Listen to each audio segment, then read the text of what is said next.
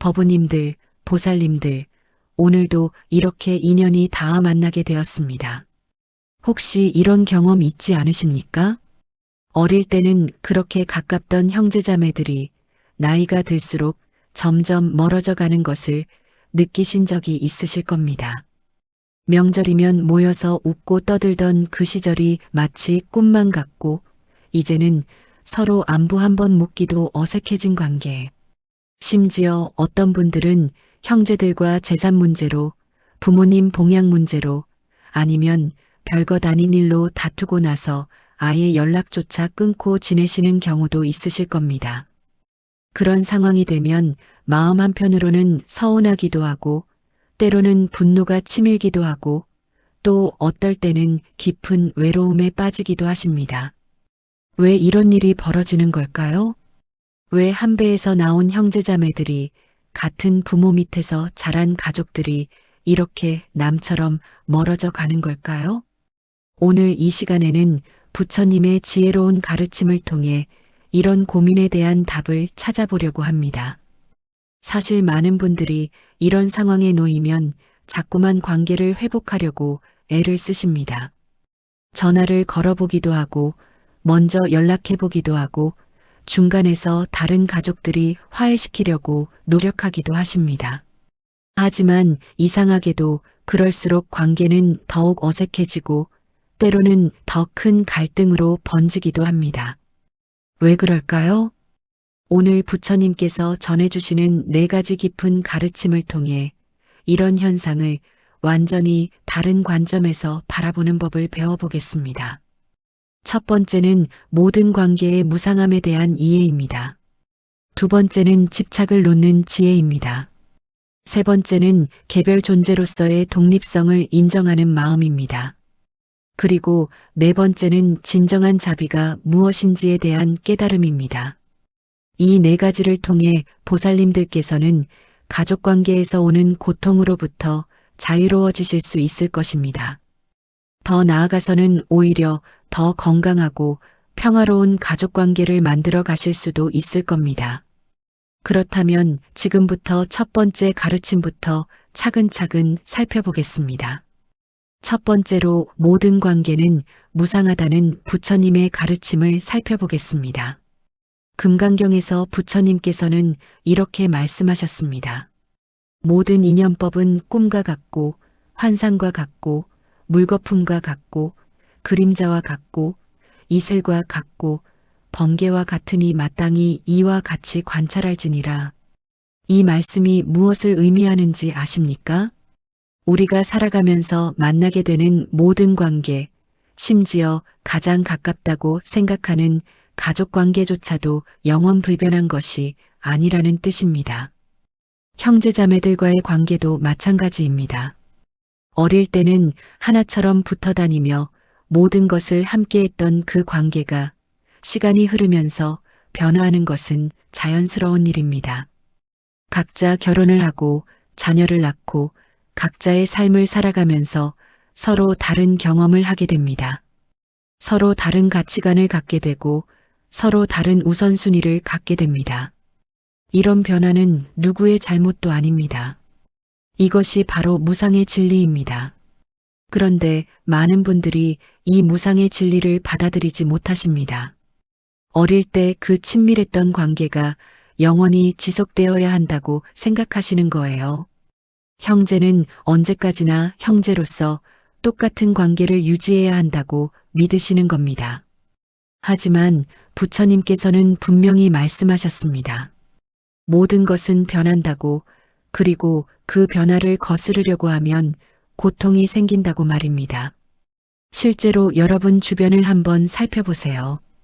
어릴 때 그렇게 가깝던 형제들이 나이가 들면서 서로 다른 길을 가는 경우가 얼마나 많습니까? 한 형제는 사업을 해서 성공했는데 다른 형제는 직장 생활을 하며 평범하게 살아가는 경우, 한 형제는 도시에서 살고 다른 형제는 시골에서 농사를 짓는 경우, 한 형제는 종교를 갖고 열심히 신앙생활을 하는데 다른 형제는 전혀 관심이 없는 경우, 이런 차이들이 생기는 것은 당연한 일입니다. 각자 자신의 업보에 따라, 자신의 인연에 따라 다른 삶을 살아가게 되는 것이니까요. 그런데 문제는 이런 자연스러운 변화를 인정하지 못하고 예전 관계를 유지하려고 억지로 노력할 때 생깁니다. 예를 들어 성공한 형이 평범하게 사는 동생에게 계속해서 조언을 하려고 한다든지, 아니면 반대로 동생이 형의 성공을 시기하며 예전처럼 대해달라고 요구한다든지 하는 경우들 말입니다. 이런 상황에서는 서로에게 상처만 주게 됩니다. 부처님께서는 법화경에서도 이런 말씀을 하셨습니다. 모든 존재는 각자의 근기에 따라 다른 법을 받아들이고 다른 길을 걸어간다고 말입니다. 형제라고 해서 반드시 같은 길을 걸어야 하는 것은 아닙니다. 각자의 업보와 인연에 따라 서로 다른 인생을 살아가는 것이 오히려 자연스러운 일입니다. 그렇다면 우리는 어떻게 해야 할까요? 먼저 이 무상의 진리를 마음 깊이 받아들이는 것입니다. 형제 관계도 변할 수 있다는 것을, 그리고 그 변화가 나쁜 것이 아니라는 것을 인정하는 겁니다. 매일 아침 명상을 하실 때 이런 마음으로 관찰해 보세요. 오늘 하루도 모든 것이 변화하고 있구나. 내 마음도 변하고, 가족들의 마음도 변하고, 우리 관계도 변하고 있구나. 이 변화를 거부하지 말고 자연스럽게 받아들여 보자. 이렇게 마음을 먹고 하루를 시작해 보시기 바랍니다. 그리고 형제자매들을 대할 때도 예전의 그 사람이 아니라 지금 현재의 그 사람으로 바라보려고 노력해 보세요. 30년 전의 동생이 아니라 지금의 동생으로, 20년 전의 형이 아니라 지금의 형으로 말입니다. 그럴 때 서로에 대한 이해의 폭이 넓어지고 불필요한 갈등도 줄어들게 됩니다. 두 번째로 집착을 놓는 지혜에 대해 살펴보겠습니다. 조주선사의 어록에 이런 말씀이 있습니다. 제자가 스승에게 물었습니다. 스승님, 가족에 대한 사랑도 놓아야 하는 것입니까? 조주선사가 답하기를, 사랑하되 집착하지 말라. 집착이 없어야 진정한 사랑이 된다. 이 말씀이 오늘 우리가 고민하는 문제의 핵심을 짚어주고 있습니다. 많은 분들이 가족관계에서 겪는 고통의 진짜 원인은 사랑이 아니라 집착입니다. 형제에 대한 집착, 가족이라는 관계에 대한 집착, 예전 모습에 대한 집착이 바로 고통의 뿌리입니다. 집착과 사랑은 완전히 다릅니다.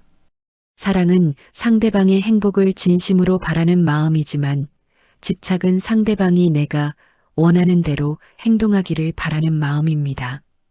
사랑은 자유를 주지만 집착은 구속을 가합니다. 사랑은 상대방의 성장을 돕지만 집착은 상대방의 발목을 잡습니다. 형제 관계에서도 마찬가지입니다. 진정으로 형제를 사랑한다면 그 사람이 자신의 길을 가도록 자유를 주어야 합니다. 비록 그 길이 내가 원하는 길이 아니더라도, 비록 그로 인해 우리 관계가 예전만 못하게 되더라도 말입니다. 하지만 집착이 있으면 그럴 수가 없습니다. 자꾸만 상대방을 내가 원하는 모습으로 바꾸려고 하게 됩니다. 예전처럼 자주 연락하라고 재촉하기도 하고, 예전처럼 가깝게 지내자고 강요하기도 합니다. 그런데 이런 집착적인 행동이 오히려 관계를 더욱 멀어지게 만든다는 것을 아시나요? 상대방 입장에서는 부담스럽고 답답하게 느껴지기 때문입니다. 부처님께서 말씀하신 대로 모든 고통은 집착에서 비롯됩니다. 형제에 대한 집착을 놓지 못하면 그 관계 자체가 고통의 원인이 됩니다. 그렇다면 어떻게 해야 이 집착을 놓을 수 있을까요? 첫째, 내가 왜 이렇게 집착하고 있는지를 스스로에게 솔직하게 물어보는 것입니다. 정말 형제의 행복을 바라는 마음인지, 아니면 내 외로움이나 불안함 때문에 상대방에게 매달리고 있는 것인지 말입니다. 많은 경우 우리가 가족에게 보이는 집착은 사실 우리 자신의 내적 공허함이나 불안감에서 비롯됩니다. 혼자 있기가 두려워서, 외로워서, 또는 남들이 뭐라고 할까봐 걱정되어서 가족 관계를 붙잡으려고 하는 경우가 많습니다. 이런 마음을 솔직하게 들여다보고 인정하는 것이 집착을 놓는 첫 번째 단계입니다. 둘째, 매일 노음의 수행을 하시기 바랍니다. 아침에 일어나서 그리고 잠자리에 들기 전에 이런 마음으로 기도해 보세요. 부처님, 오늘도 저는 제 가족들을 진심으로 사랑합니다. 하지만 그들이 어떤 선택을 하든 어떤 길을 가든 그들의 자유를 존중하겠습니다. 제가 그들에게 갖고 있는 모든 기대와 요구를 내려놓겠습니다. 그들이 저와 멀어진다 해도, 저와 다른 생각을 한다 해도 저는 그들의 행복만을 빌겠습니다. 이런 마음으로 매일 기도하다 보면 점점 집착이 사라지고 진정한 사랑이 자리 잡게 됩니다. 셋째, 형제들과의 만남에서도 아무것도 기대하지 않는 마음으로 임해보세요. 예전처럼 친밀한 대화를 나누기를 기대하지도 말고 자주 만나자는 약속을 받아내려고 하지도 마세요. 그냥 지금 이 순간 함께 있는 것만으로도 감사한 마음으로 시간을 보내보시기 바랍니다. 그럴 때 오히려 상대방도 편안해하고 자연스럽게 관계가 개선될 수도 있습니다. 집착을 놓는다는 것은 사랑을 포기한다는 뜻이 아닙니다. 오히려 더 순수하고 깊은 사랑을 할 수 있게 되는 길입니다. 조주선사의 말씀대로 집착이 없어야 진정한 사랑이 가능한 것입니다. 세 번째로 개별 존재로서의 독립성을 인정하는 마음에 대해 말씀드리겠습니다. 화엄경에서 부처님께서는 이런 가르침을 주셨습니다. 하나의 꽃 속에도 온 우주가 들어있고 작은 먼지 하나에도 모든 법계가 담겨 있다. 각각의 존재는 그 자체로 완전한 우주이며 다른 누구의 부속품이 아니다. 이 말씀이 가족관계에 어떤 의미를 주는지 아십니까? 우리는 흔히 가족이니까 하나라고 생각합니다. 특히 형제자매는 같은 부모에게서 태어났으니까 거의 하나의 존재처럼 여기는 경우가 많습니다. 하지만 부처님의 가르침을 보면 비록 형제라 할지라도 각자는 완전히 독립된 개별적인 존재입니다. 각자 고유한 업보를 갖고 있고 각자 고유한 사명을 갖고 있고 각자 걸어가야 할 고유한 길이 있습니다.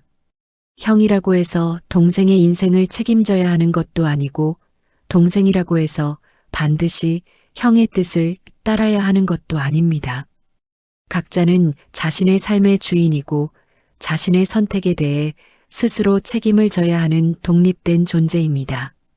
그런데 많은 가족들이 이 독립성을 인정하지 못합니다. 특히 나이 든 형제자매들 사이에서 이런 문제가 자주 발생합니다. 형은 계속해서 동생을 어릴 때처럼 돌봐주려고 하고 동생은 형에게 계속 의존하려고 하거나 아니면 반대로 형의 간섭을 싫어하면서도 형의 도움은 받으려고 합니다. 이런 관계는 건강하지 않습니다. 서로의 독립성을 침해하는 관계이기 때문입니다. 원효대사의 일심사상에서도 이런 가르침을 찾을 수 있습니다. 원효대사는 말씀하시기를 모든 존재는 하나의 마음에서 나왔지만 각자 독립된 완전한 존재로 현현한다고 하셨습니다. 즉, 근본적으로는 하나이지만 현상적으로는 각자 독립된 존재라는 뜻입니다. 형제 관계도 마찬가지입니다. 근본적으로는 같은 부모에게서 나온 한 가족이지만 현실적으로는 각자 독립된 개인으로 살아가야 합니다. 이 독립성을 인정할 때 비로소 건강한 관계가 가능해집니다. 그렇다면 구체적으로 어떻게 해야 할까요? 첫째, 형제의 선택을 존중하는 연습을 해보세요.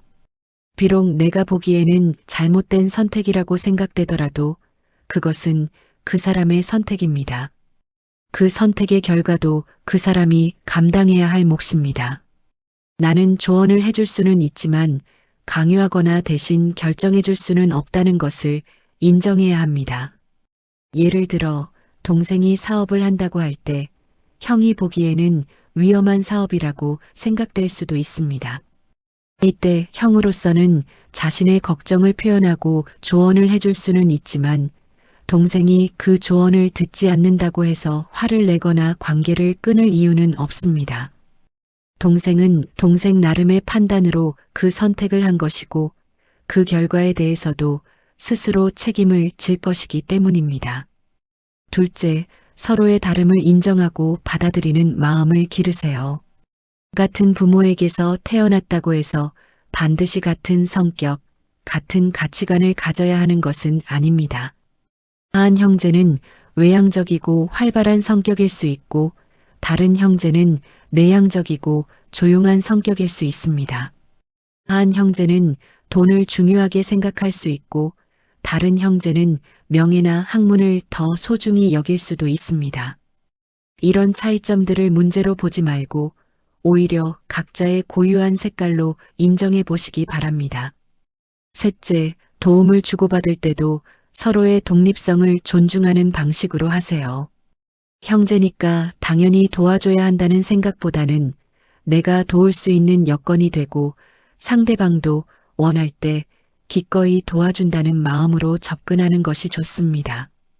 그리고 도움을 받는 쪽에서도 당연한 권리라고 생각하지 말고 감사한 마음으로 받아들이되 그 도움에 너무 하존하지 않도록 주의해야 합니다. 이렇게 서로의 독립성을 인정하고 존중할 때 형제 관계가 부담이 아니라 서로에게 힘이 되는 관계로 발전할 수 있습니다. 각자 자신의 길을 걸어가면서도 필요할 때는 서로 응원하고 격려해주는 그런 아름다운 관계를 만들 수 있게 됩니다. 네 번째로 진정한 자비가 무엇인지에 대한 깨달음을 살펴보겠습니다. 대승기실론에서 마명보살은 이렇게 가르치셨습니다. 진정한 자비는 상대방을 내 뜻대로 바꾸려는 것이 아니라 상대방이 스스로 깨달을 수 있도록 묵묵히 기다려주는 것이다. 때로는 멀리서 지켜보는 것도 자비이고 때로는 아무것도 하지 않는 것도 자비이다. 이 가르침이 오늘 우리 주제와 어떤 관련이 있는지 생각해 보시기 바랍니다.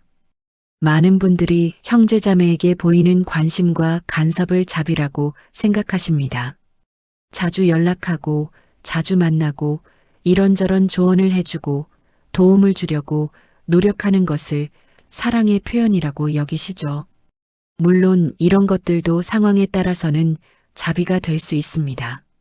하지만 상대방이 그런 관심을 부담스러워하거나 원하지 않는다면 그때는 오히려 집착이 되고 상대방에게 고통을 주는 일이 됩니다.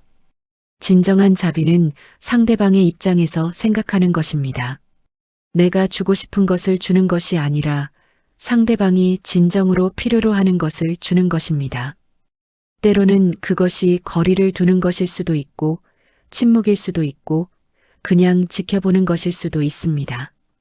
부처님의 일화 중에 이런 이야기가 있습니다. 어떤 제자가 부처님께 물었습니다.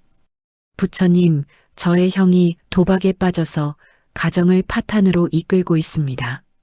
제가 계속 말려도 듣지 않고 오히려 저에게 화를 냅니다. 어떻게 해야 할까요? 부처님께서 답하시기를 그 사람이 스스로 깨달을 때까지 기다리되 너 자신이 그 업에 휘말리지는 말라. 자비는 때로 거리를 두는 것이고 지혜는 때로 아무것도 하지 않는 것이니라. 이 가르침에서 우리가 얻을 수 있는 지혜가 무엇인지 아시겠습니까? 진정으로 형제를 사랑한다면 때로는 그 사람을 혼자 놔두는 것도 필요하다는 것입니다.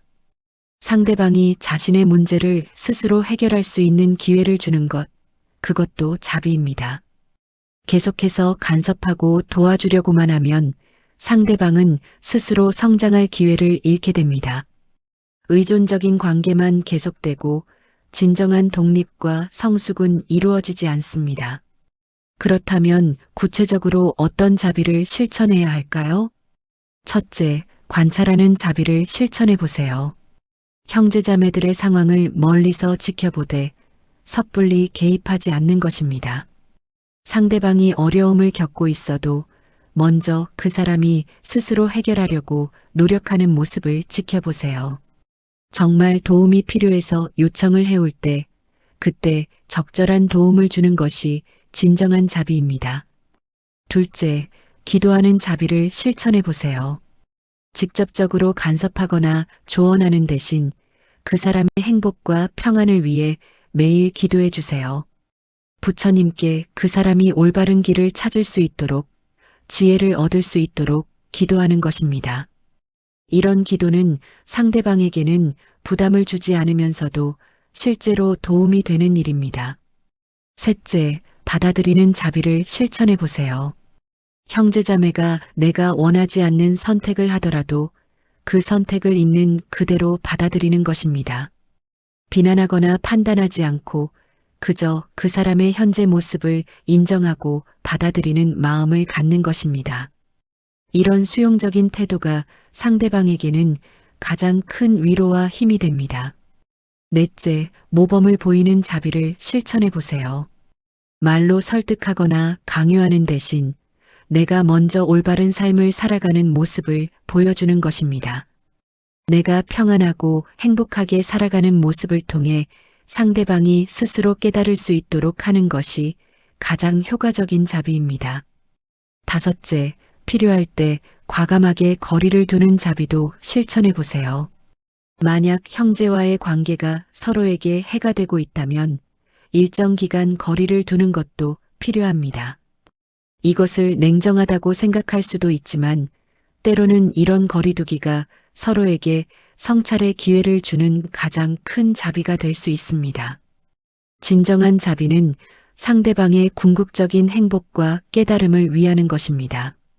당장의 편안함이나 화합을 위해 문제를 덮어두는 것이 아니라 근본적인 해결과 성장을 위해 때로는 어려운 선택도 할 수 있어야 합니다. 이런 자비의 마음으로 형제 관계를 바라볼 때 비로소 진정한 평화와 조화를 이룰 수 있게 됩니다.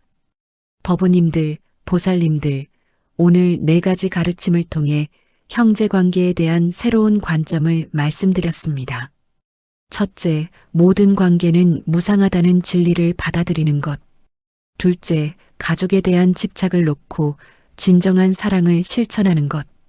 셋째, 각자의 독립성을 인정하고 존중하는 것. 넷째, 진정한 자비가 무엇인지 깨달아 실천하는 것. 이 4가지를 마음에 새기고 실천하실 때 형제 관계에서 오는 모든 고통으로부터 자유로워지실 수 있을 것입니다. 이해하려고 애쓰지 말라는 제목의 의미도 여기에 있습니다. 상대방을 내 관점에서 이해하려고 애쓸 필요가 없다는 뜻입니다. 그 사람은 그 사람대로의 삶이 있고 그 사람대로의 이유가 있습니다. 내가 모든 것을 이해할 필요도 없고 이해할 수 있는 것도 아닙니다. 다만 그 사람이 그 사람의 길을 갈 수 있도록 자유를 주고 멀리서라도 그 사람의 행복을 빌어주는 것으로 충분합니다. 오늘 말씀이 도움이 되셨다면 좋아요와 댓글로 여러분의 생각을 나누어 주시기 바랍니다. 그리고 비슷한 고민을 갖고 계신 다른 보살님들께도 이 영상을 공유해 주시면 감사하겠습니다. 모든 중생이 고통에서 벗어나 진정한 평안을 얻기를 서원합니다. 오늘도 부처님의 자비와 지혜가 여러분과 함께 하시기를 빕니다. 나무 아미타불 관세음보살